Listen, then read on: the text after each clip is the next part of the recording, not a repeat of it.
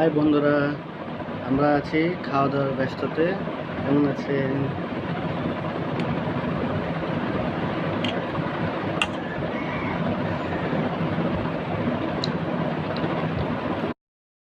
Hi friends, কেমন আছেন? আজকে মেনু হচ্ছে মুরগির মাংস, লাউ আলুর তরকারি, পেঁয়াজ। খাওয়া যাক।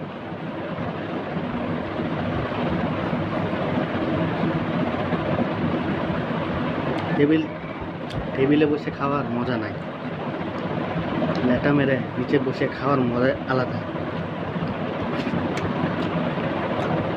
পেঁয়াজ,